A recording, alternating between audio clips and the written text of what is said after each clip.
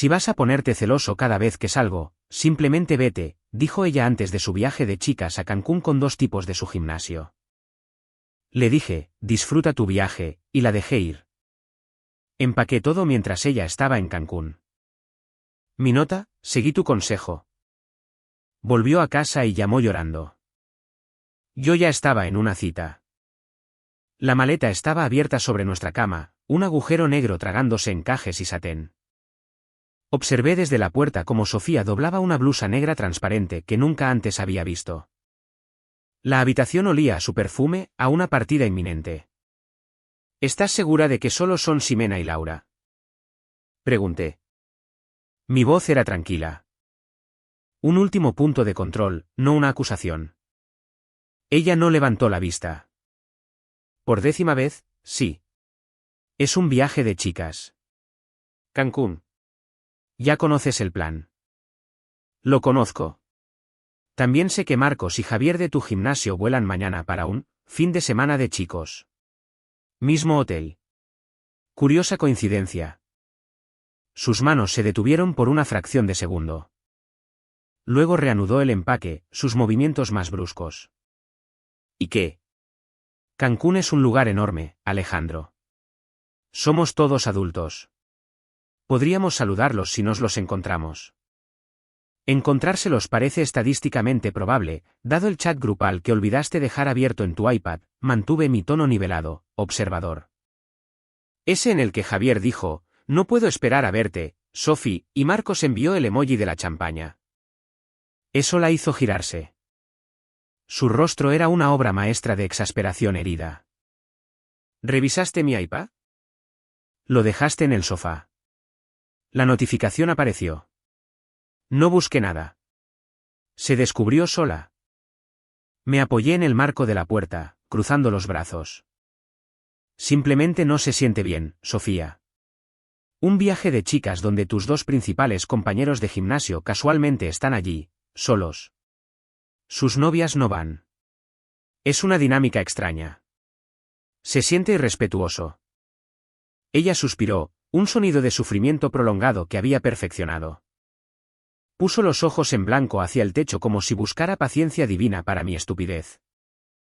Cuando volvió a mirarme, fue con una lástima despectiva que cortó más profundo que cualquier grito.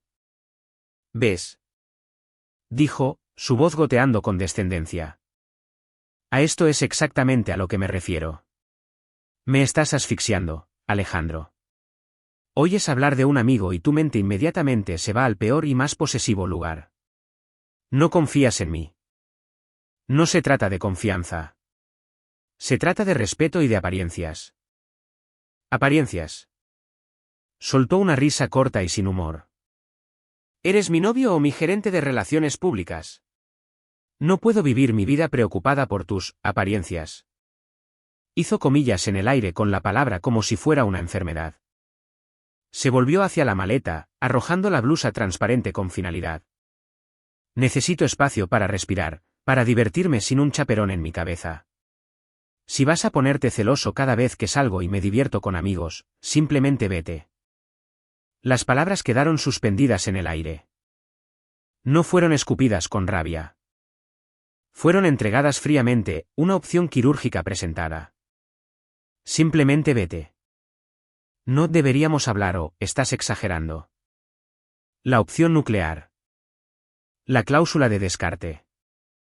Sentí que el suelo se hundía bajo mis pies, la vida que habíamos construido, el contrato de arrendamiento compartido, las compras compartidas, el futuro planeado, todo se convirtió en arena. Mi corazón no se rompió. Se quedó en silencio. Una extraña y resonante calma descendió. Ella confundió mi silencio con rendición. Una sonrisita engreída tocó sus labios mientras cerraba la cremallera de la maleta, el sonido definitivo. Necesitamos este espacio, dijo, su tono suavizándose hasta una seguridad condescendiente. Quizás mientras estoy fuera, pienses un poco. Te des cuenta de lo inseguro que estás siendo. Te enviaré un mensaje cuando aterrice, ¿de acuerdo? Intenta no entrar en un frenesí. Pasó a mi lado, la maleta rodando sobre mi pie. No se dio cuenta. En la sala de estar, Revisó su reflejo en el espejo junto a la puerta, ahuecando su cabello. Ya se había ido, su mente en un antro de Cancún, la victoria de esta discusión haciéndola brillar. La seguí hasta la puerta. Se giró, esperando una mirada suplicante, una discusión de último minuto que pudiera rechazar. Vio mi rostro y su confianza vaciló solo por un instante. No había ira allí, ni tristeza, nada que pudiera reconocer. De acuerdo, dije, mi voz plana, desprovista de toda emoción. Una declaración de hechos. Disfruta tu viaje. La insipidez de mis palabras la confundió. Parpadeó, desequilibrada. Lo haré, dijo, forzando una sonrisa. Adiós, Alejandro. La puerta se cerró con un clic. El silencio que dejó atrás era diferente ahora. No estaba vacío. Estaba lleno de claridad. Caminé hacia la ventana y la vi cargar su maleta en el vehículo de transporte. No miró hacia nuestro apartamento, ni una sola vez. Mientras el coche se alejaba, un recuerdo afloró, no solicitado y cruel. Hace 2 años, en nuestro primer aniversario, estábamos sin dinero, ambos trabajando duro en empleos de nivel inicial. Ella había visto una guitarra vintage en el escaparate de una casa de empeños durante meses, una hermosa y vieja acústica que rasgueaba cada vez que pasábamos. Hablaba de ella como si fuera una amiga perdida. Yo había estado ahorrando en secreto para comprársela, saltándome almuerzos, tomando turnos extra, repartiendo comida. El estuche estaba rozado, pero el sonido era cálido como la miel. Cuando se la di, lloró lágrimas de verdad, abrazándola contra su pecho, y luego abrazándome a mí. Eres la única persona que realmente me ve, había susurrado en mi cuello. Simplemente. ¿Lo entiendes? ¿Entiendes lo que me importa? Vendí mi propia guitarra, una eléctrica decente que tenía desde la secundaria, para ayudar a hacer el pago final. Era solo un objeto. Su alegría no lo era. Verla tocar ese primer acorde, con el rostro iluminado, valió cada centavo y cada sacrificio. Estaba construyendo una vida con ella, ladrillo a ladrillo, sacrificio a sacrificio. Eso es lo que se hacía por amor. Ahora, esa misma guitarra estaba apoyada en la esquina de su habitación, una reliquia de una persona que yo ya no era, para una persona que ella nunca había sido realmente. Me aparté de la ventana. El apartamento se sentía ajeno, un museo de un experimento fallido. Sus palabras de despedida resonaron en el nuevo y hueco silencio. Si vas a ponerte celoso, simplemente vete. Ya no era una súplica ni una amenaza. Era un manual de instrucciones. Y por primera vez desde que las había pronunciado, sentí una leve y helada sonrisa tocar mis labios. El plan no nació de la rabia ni del desamor. Nació de esa silenciosa y resonante claridad. Ella me había dado los términos. Todo lo que tenía que hacer era aceptarlos. El silencio después de que la puerta se cerró fue absoluto. No era el silencio vacío de estar solo, era el silencio denso y resonante de un veredicto siendo leído. Me quedé en la sala, el fantasma de su perfume y sus últimas palabras engreídas todavía flotando en el aire. Simplemente vete. Caminé hacia la cocina, serví un vaso de agua y lo bebí lentamente, mirando el tenue círculo que nuestra cafetera dejaba en la encimera. Mi mente no estaba acelerada. Estaba inquietantemente, perfectamente quieta. La tormenta emocional para la que me había preparado, la angustia, la rabia, nunca llegó. En su lugar, una claridad fría y quirúrgica me invadió, limpiando todo lo demás. Sus palabras ya no eran una réplica acalorada. Eran datos. Su viaje no era un punto de conflicto. Era una conclusión. Saqué mi teléfono, mis movimientos deliberados. Abrí Instagram. No tuve que buscar. Su historia estaba en la parte superior de mi feed. El primer clip, Sofía, Ximena y Laura en el bar del aeropuerto, con las copas en alto. El pie de foto, Cancún, nena. No se permiten malas vibras. Libertad. La narrativa ya se estaba tejiendo. Yo era la mala vibra. Mi preocupación era el enemigo de su libertad. Deslicé. La siguiente historia, publicada 20 minutos después. La cámara hizo una panorámica. Allí, 2 taburetes más allá, inclinándose en el encuadre con una naturalidad ensayada, estaban Marcos y Javier. No se estaban encontrando con ellos. Eran una unidad. Javier tenía su brazo sobre el respaldo de la silla de Laura. Marcos estaba chocando su vaso contra el de Sofía. Su rostro estaba vuelto hacia él, riéndose de algo que él decía, una risa demasiado brillante, demasiado familiar. Era la risa que solía reservar para las bromas internas conmigo. No sentí una punzada de celos. No sentí nada. Era simplemente una confirmación, como revisar una aplicación del tiempo y ver la lluvia pronosticada. La traición ya no estaba en la posibilidad. Estaba en los píxeles, pública, alardeada y con hashtag. Cerré la aplicación. No la bloqueé.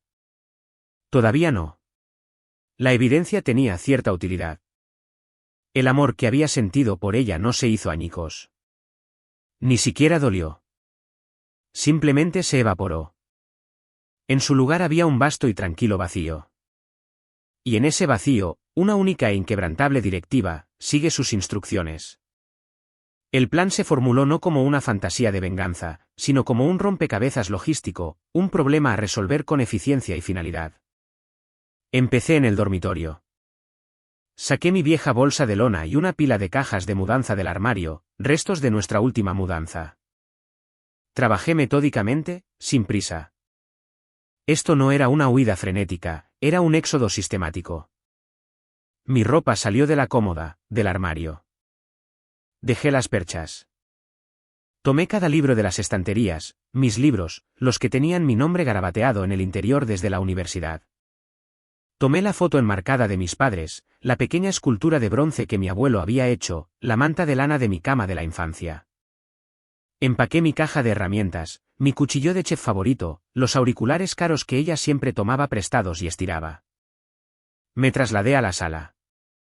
Desenchufé el televisor de 65 pulgadas que había comprado en una oferta del Buen Fin, limpiando el polvo de su parte trasera. Enrollé los cables ordenadamente. Tomé la consola de videojuegos, los controles, el router, especialmente el router, un detalle mezquino y satisfactorio. El módem le siguió. Que ella se las arreglara para conseguir su propio internet. Dejé el jarrón feo que nos regaló su madre. Dejé la pintura abstracta y llamativa que compró en un mercadillo e insistió en que era arte de inversión. Dejé los cojines que ella amaba. Dejé todo lo que era nuestro o era fundamentalmente suyo. En el baño, vacié mi estante, maquinilla de afeitar, colonia, la crema hidratante buena, mi pasta de dientes. Dejé la botella medio vacía de su champú caro, la esponja de lufa, el rizador de pestañas descansando en el lavabo como una araña muerta. Tardé horas. El sol se movió por el suelo. No paré para comer. No escuché música. Los únicos sonidos eran el crujido del cartón, el chasquido de la pistola de cinta adhesiva y el golpe sordo de otra caja sellada al caer al suelo. Con cada caja empacada, me sentía más ligero. No emocionalmente más ligero, sino literalmente, como si me estuviera quitando un traje con peso que había estado usando durante años. Este ya no era mi hogar. Era el escenario de una obra que había terminado, y yo estaba desmontando el decorado. El último paso fue la llave de repuesto y la nota. Coloqué la llave en la encimera vacía de la cocina. Tomé una sola hoja de papel de impresora y un bolígrafo. No dudé. Escribí 2 palabras con mi letra limpia y arquitectónica, seguí tu consejo. Sin nombre, sin disculpa, sin ira. Solo un reflejo de su propia declaración, de vuelta sin la emoción que ella había intentado usar como arma. La apoyé contra la llave. El vacío del apartamento resonaba a su alrededor. Era perfecto. Llamé a una empresa de mudanzas con servicio 24 horas. 1 hora después, un chico con una carretilla me ayudó a cargar las cajas y el televisor en una bodega. Pagué 3 meses por adelantado. Luego conduje al único lugar que tenía sentido, el apartamento de mi hermano mayor al otro lado de la ciudad. Abrió la puerta, echó un vistazo a mi cara y a la bolsa de lona en mi mano, y se hizo a un lado sin decir una palabra. El sofá es tuyo, dijo, dándome una palmada en el hombro. No pidió detalles. Simplemente me entregó una cerveza. Sentado en su sofá, la realidad del día se asentó. No estaba triste. Estaba libre. La cadena que tiraba de mi collar había desaparecido. Saqué mi teléfono por última vez. Fui a su Instagram. La historia más reciente era un vídeo borroso y estroboscópico de un antro. Botellas de champaña, brazos en el aire. Sofía estaba entre Marcos y Javier, con la cabeza echada hacia atrás. El pie de foto, viviendo mi mejor vida. Sonreí, un estiramiento fino y sin humor de los labios. Hice una captura de pantalla. Luego la bloqueé en Instagram, en Facebook, en todas las plataformas. Luego abrí la configuración de mi teléfono. Bloqueé su número. No lo borré. Bloquear era más definitivo. Significaba que sabía que lo intentaría, y estaba rechazando el intento de antemano. Dejé el teléfono en la mesa de centro de mi hermano. Se había acabado. Para mí, al menos. La mudanza estaba hecha. El acto de desaparición estaba completo. Ella estaba en Cancún viviendo su mejor vida, y yo me había ido. Los siguientes 3 días pasaron en un extraño y pacífico limbo. Dormí profundamente en el sofá de mi hermano, el sueño del agotado emocionalmente. Llamé a mi trabajo de forma remota como desarrollador de software, y les dije que tenía una emergencia familiar y que no estaría disponible el resto de la semana. Mi jefa, una mujer pragmática, simplemente dijo, encárgate. Reporta el lunes. No revisé las redes sociales. No me pregunté qué estaría haciendo. El canal mental que había estado perpetuamente sintonizado con Sofía ahora era solo estática. Salí a correr largas distancias. Comí sándwiches con mi hermano y vimos películas de acción malas. Me sentí como un paciente recuperándose de una larga enfermedad, débil pero con la cabeza despejada, apreciando la simple ausencia de dolor. Su vuelo de regreso estaba programado para el domingo por la noche. Lo imaginé vagamente, de la manera en que podrías imaginar el clima en una ciudad que nunca visitarás. El avión aterrizando, el cansado trayecto por el aeropuerto, la fila para el transporte. A las 8:17 de la tarde, mi teléfono, boca abajo en la mesa de centro, vibró, luego vibró una y otra vez, una ráfaga de vibraciones cortas e insistentes. Mi hermano levantó la vista de su película. ¿Vas a contestar? No, dije, sin moverme. La vibración se detuvo. Un minuto después, comenzó de nuevo. Una vibración más larga y persistente. Una llamada. Se fue al buzón de voz. 30 segundos de silencio. Luego otra llamada.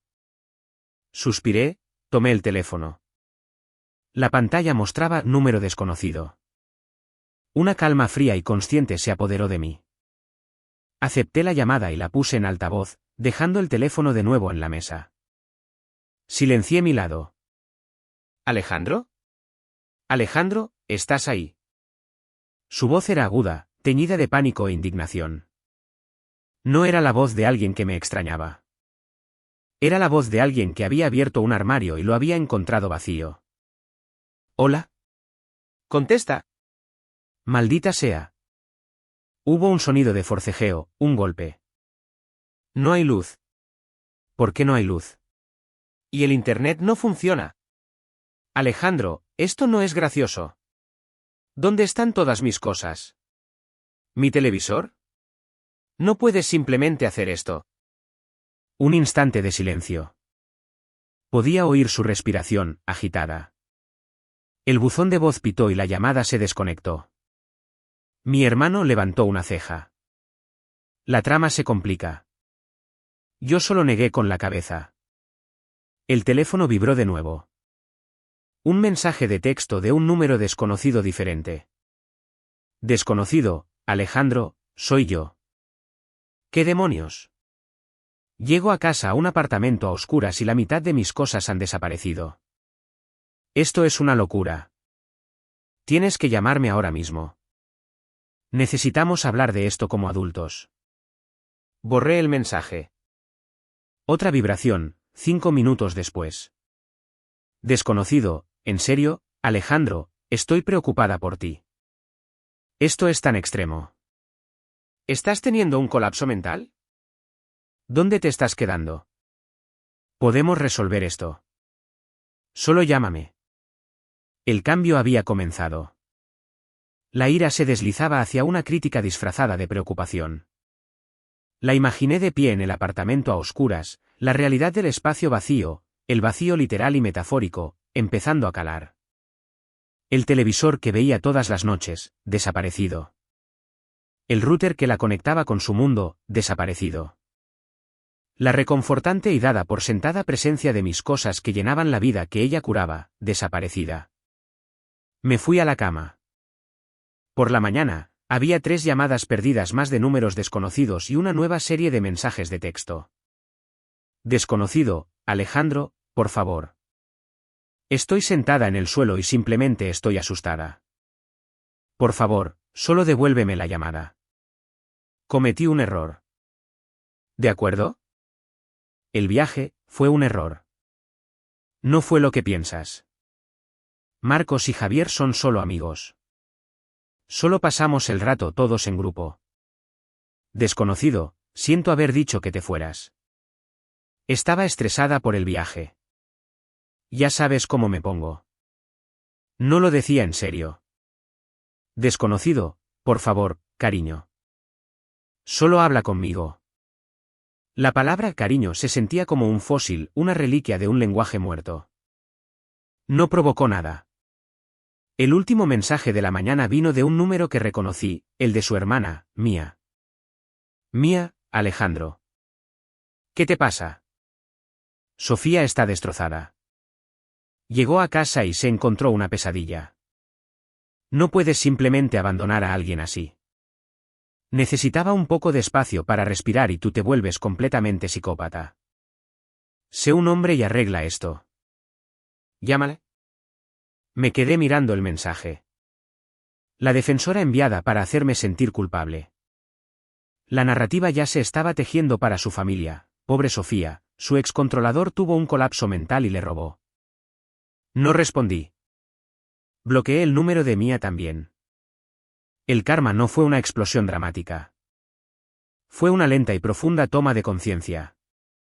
No estaba siendo castigada por un dios vengativo. Estaba enfrentando las consecuencias naturales y lógicas de sus propias decisiones.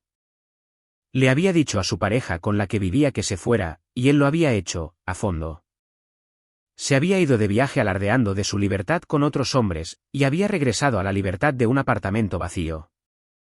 Había querido una vida sin mis celos, sin mi presencia asfixiante. Y ahora la tenía, por completo. El verdadero desmoronamiento no estaba en sus mensajes de texto. Estaba en el silencio en el que ahora tenía que vivir. El silencio donde solía estar el zumbido de mi computadora. El lado vacío de la cama. La falta de una cena preparada o de alguien a quien quejarse de su día o de alguien cuyas cosas pudiera tomar prestadas sin preguntar. Había confundido la infraestructura de nuestra vida compartida con el telón de fondo de su vida. Y yo, silenciosa y tranquilamente, había desmantelado la infraestructura.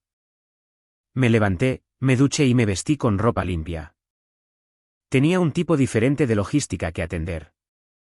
Abrí una aplicación de citas que no había usado en 3 años. Actualicé mi perfil con una foto simple y reciente que mi hermano me tomó en nuestra carrera. No buscaba un alma gemela. Buscaba una distracción, una prueba de concepto, una cena tranquila con alguien que no me hubiera dicho que me fuera. Deslicé por un rato, la monotonía de ello se sentía revolucionaria. En 1 hora, hice match con una mujer llamada Sara. Su perfil era ingenioso, su sonrisa genuina. Intercambiamos algunos mensajes. Era diseñadora gráfica, le gustaba el senderismo y las películas de ciencia ficción terribles. La conversación fue fácil, ligera. No había campos de minas, ni subtexto, ni historia. Yo, sé que es de último minuto, pero ¿algún interés en tomar una copa esta noche? Me vendría bien un descanso de mis propios pensamientos. Sara, honestamente, a mí también. ¿A las 8 de la tarde en la botica? Tienen un patio genial. Acepté. Se sentía surrealista. 48 horas antes, mi vida había sido un círculo cerrado alrededor de Sofía. Ahora, estaba organizando una cita con una extraña, y lo único que sentía era una curiosidad leve y agradable. Mientras me preparaba esa noche, mi teléfono vibró una vez más. Otro número desconocido. Otro mensaje de voz. Lo reproduje mientras me abotonaba la camisa. Su voz estaba cargada de lágrimas, esta vez, la actuación más pulida, más desesperada. Alejandro, soy yo. Siento mucho todo. El viaje fue estúpido. Fui una estúpida. Es que... Llegué a casa y simplemente no estabas. Realmente te fuiste. No puedo comer. No puedo dormir. Por favor, haré lo que sea. Solo vuelve a casa. Podemos arreglar esto. Te amo. Por favor, solo devuélveme la llamada. Por favor. El te amo fue el último y hueco adorno, una herramienta que había usado para ganar discusiones antes. Aterrizó con el peso de una pluma. Borré el mensaje de voz. Terminé de prepararme. Me miré en el espejo. Mis ojos estaban claros. No había dolor en ellos, ni ira. Solo un hombre a punto de ir a una cita. A las 7:55 de la tarde, entré en la cálida y bulliciosa atmósfera de la botica. Encontré a Sara en una mesa de esquina en el patio bajo una cadena de luces de hadas. Era más bonita que en sus fotos, con una sonrisa fácil.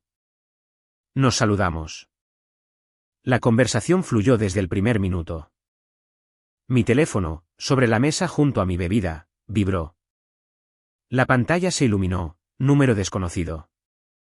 Los ojos de Sara se dirigieron a él, luego de vuelta a mí, con una pregunta educada en su mirada. Tomé el teléfono, mis movimientos tranquilos.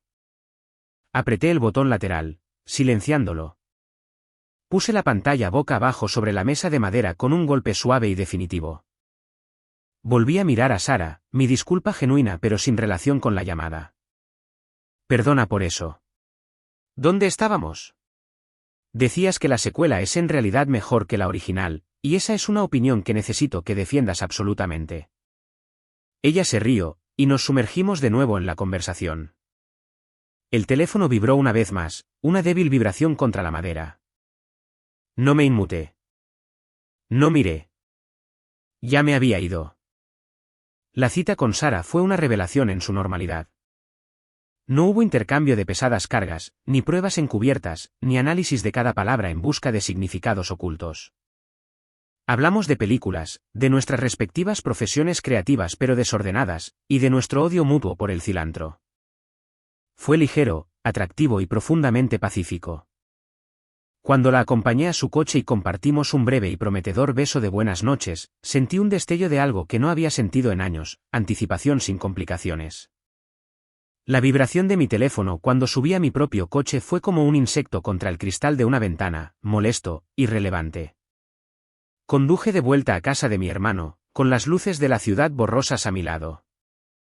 No revisé las notificaciones hasta que estuve desplomado en el sofá. La pantalla mostraba una cascada de intentos, un monumento digital a su creciente pánico. Mensajes de texto de varios números desconocidos, desconocido 10 y 3 de la noche, vi que estabas en línea. Me estás ignorando después de todo. ¿Cómo puedes ser tan frío? Desconocido 10 y 15 de la noche, no estoy comiendo. No puedo. El apartamento está tan vacío. Sigo pensando que te oigo en la otra habitación. Esto es cruel, Alejandro. Me estás castigando y no es justo. Desconocido 10 y 47 de la noche, llamé a la compañía de luz. Dijeron que la cuenta a tu nombre fue cancelada. Tuve que pagar una tarifa de reconexión de 2.500 pesos. ¿Y el internet? ¿En serio? Eso es tan mezquino. Desconocido 11 y 22 de la noche, Jessica dice que te vio en Bumble. ¿Estás en aplicaciones de citas? ¿Hablas en serio? Todavía estamos juntos. No puedes hacer esto. Desconocido 11:59 de la noche, lo siento. Siento haber mirado. Por favor, solo habla conmigo. Dejaré el teléfono si solo contestas una vez. Dime qué quieres que haga. Buzón de voz transcrito a las 12:17 de la noche. Su voz sonaba arrastrada, cargada de vino y autocompasión. Hola, soy yo de nuevo, supongo. Estoy aquí sentada en la oscuridad. Enchufé una lámpara. Está tan silencioso. Nunca me di cuenta de cuánto ruido hacías. Escribiendo, cocinando, respirando. Un sollozo húmedo, lo extraño. Te extraño. El viaje, no fue nada. Marcos es un idiota. Javier intentó besarme y lo aparté, lo juro. Le dije que tenía novio. Le dije que te tenía a ti. Fui una estúpida e intenté sentirme joven y tú simplemente estabas ahí, siendo estable, y lo di por sentado. Dios, lo di tan por sentado. Devuélveme la llamada, por favor. Te lo ruego. La actuación fue casi impresionante en su arco: indignación, negociación, victimismo y, finalmente, una versión de confesión diseñada para obtener el perdón. La frase sobre Javier intentando besarla fue un nuevo y desesperado giro. Si era cierto o no, era irrelevante. Era una herramienta. No respondí. Puse mi teléfono a cargar y me fui a dormir. Su desmoronamiento no era mi emergencia. A la mañana siguiente, los intentos tomaron un giro más agudo y estratégico. Mensaje de Mía. Un número nuevo. Mía, Alejandro. Soy Mía. Sofía se está quedando conmigo. Está hecha un desastre. Sea lo que sea que estés tratando de demostrar, ya lo has demostrado. La has herido lo suficiente. Ahora, sé un ser humano decente y reúnete con ella para hablar. Se merece un cierre, al menos. Me quedé mirando el mensaje. La audacia de que ella exigiera que yo le diera un cierre después de que ella emitiera el aviso de desalojo era casi divertida. Escribí una sola frase, mi primera y única respuesta a cualquiera de ellos. Ella tiene todo el cierre que me dio a mí. La conversación ha terminado. Lo envié, y luego bloqueé ese número también. La reacción fue inmediata. Un nuevo número explotando de furia. Sofía, con la máscara completamente quitada. Desconocido, probablemente Sofía bien. ¿Quieres ser un cabrón sin corazón? Bien. Nunca fuiste suficiente de todos modos. ¿Crees que quería conformarme con una vida aburrida y predecible contigo? Marcos tiene un BMW. Javier es dueño de su propio apartamento. ¿Qué tienes tú? Una bodega y el sofá de tu hermano. Me hiciste un favor al irte. Eres un cobarde que ni siquiera pudo luchar por mí. Lo leí, una leve y fría sonrisa tocando mis labios. Ahí estaba. La verdadera moneda, el BMW, el apartamento, la valoración en la que había fallado. Este era el cimiento debajo de todas las acusaciones de celos. Hice una captura de pantalla, no por dolor, sino por la misma razón que un geólogo toma una muestra de núcleo, para examinar los estratos de la hipocresía. Los mensajes se detuvieron por unas horas. El silencio era más revelador que el ruido. Había jugado su última y fea carta, y no había obtenido nada más que silencio digital. Pasé el día solicitando apartamentos, el acto concreto de construir un nuevo futuro, un potente antídoto para su caótico pasado. Esa noche, mientras hacía una lista de la compra con mi hermano, sonó mi teléfono. Era mi madre. Hola, cariño, dijo, su voz vacilante. Acabo de recibir una llamada muy extraña de una joven muy alterada llamada Sofía. Cerré los ojos. Había llamado a mi madre. La violación de ese límite era impresionante. ¿Qué dijo, mamá? Estaba llorando, dijo que la habías abandonado, que te habías llevado cosas, que la habías dejado en problemas financieros.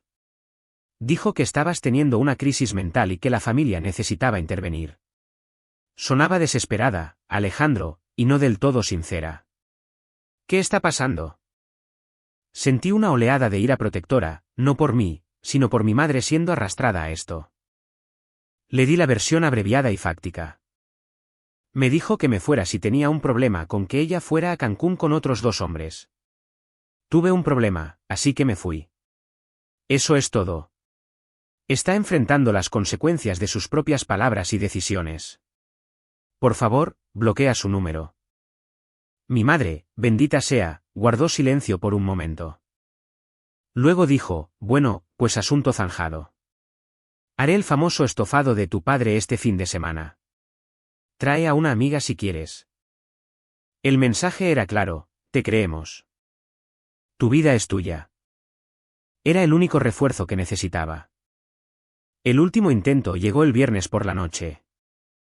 Una llamada de un número con nuestra antigua clave helada. Contesté, en silencio. Alejandro. Era ella, pero su voz era pequeña, vacía. Todo el drama se había ido, consumido.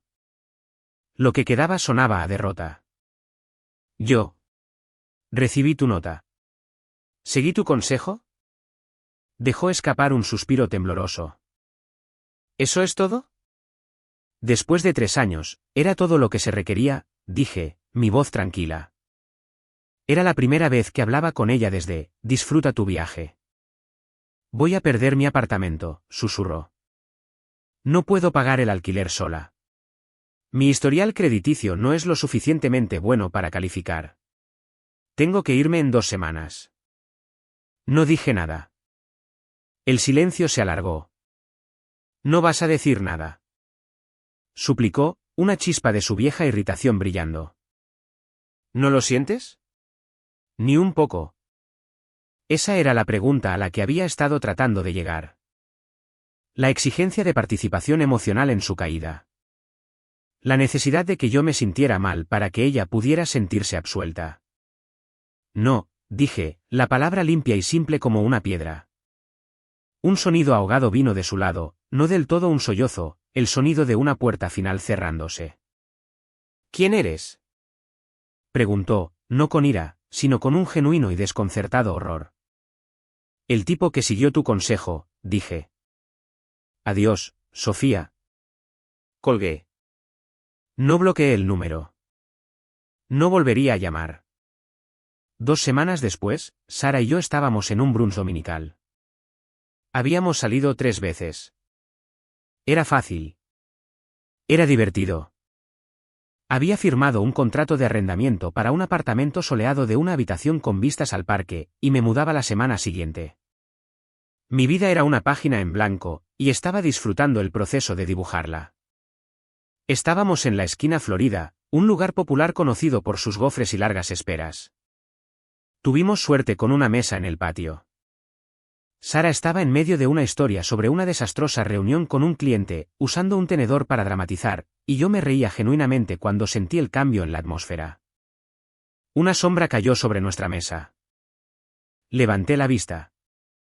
Sofía estaba allí. Se veía disminuida. No desaliñada, sino apagada. Llevaba el pelo recogido en una coleta descuidada. Vestía los vaqueros de ayer y una sudadera con capucha. Sus ojos estaban fijos en mí, grandes y enrojecidos, ardiendo con una mezcla tóxica de desesperación y furia. Ignoró a Sara por completo.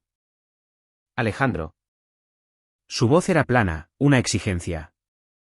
La historia de Sara murió en sus labios.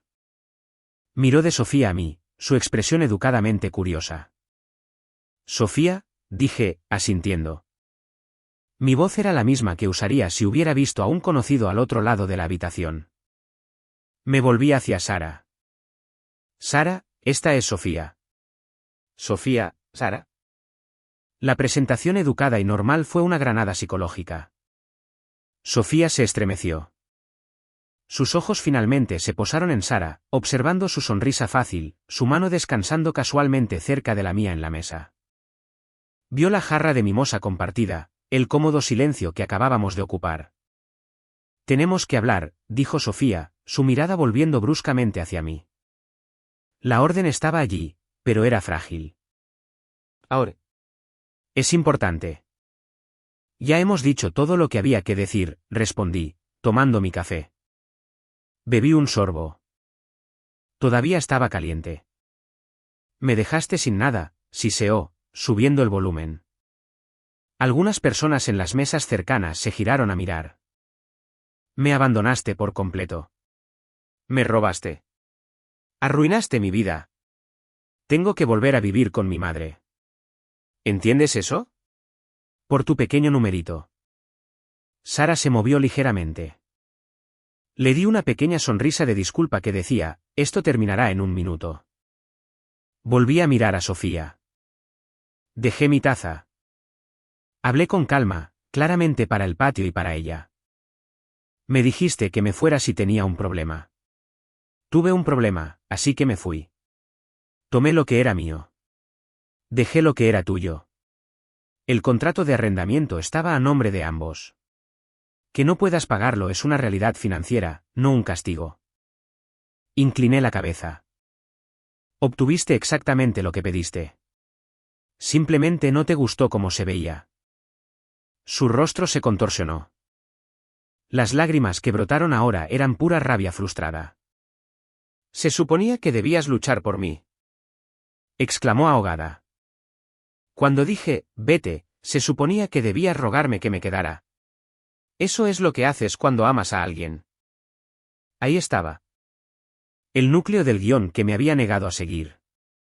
No había interpretado mi papel de novio arrastrado e inseguro, por lo que su papel de perdonadora magnánima le había sido robado. Toda su narrativa se había derrumbado. Yo sí amaba a alguien, dije, mi voz aún serena. Pero la persona que amaba, la que lloró por una guitarra, la que hablaba de construir un futuro, esa persona no eras tú.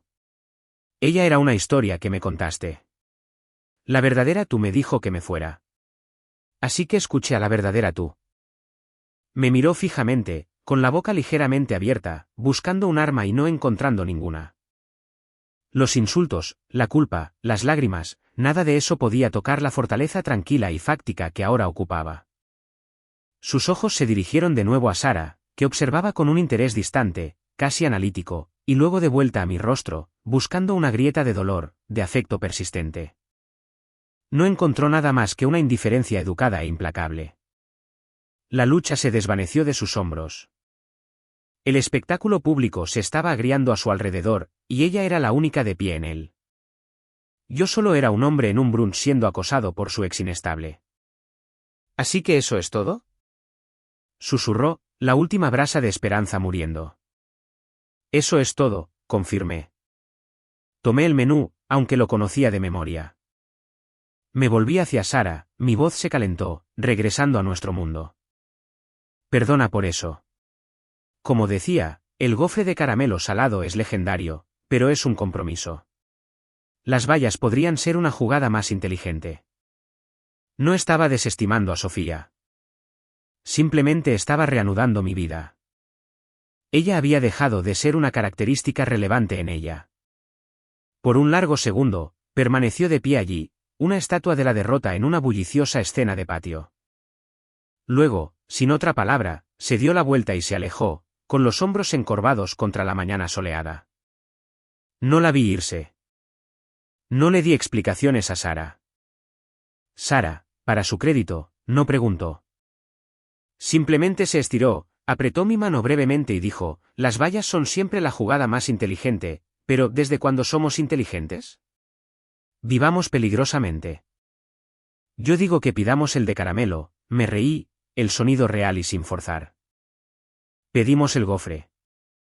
Fue, como se prometió, legendario. Dividimos la cuenta, debatimos la película que veríamos más tarde y salimos a la tarde brillante. Mientras sostenía la puerta del restaurante abierta para Sara, vi un fugaz vistazo en el reflejo de la ventana, solo nosotros dos, avanzando. Sin fantasmas, sin ecos, solo el presente simple y sólido y un futuro que era finalmente,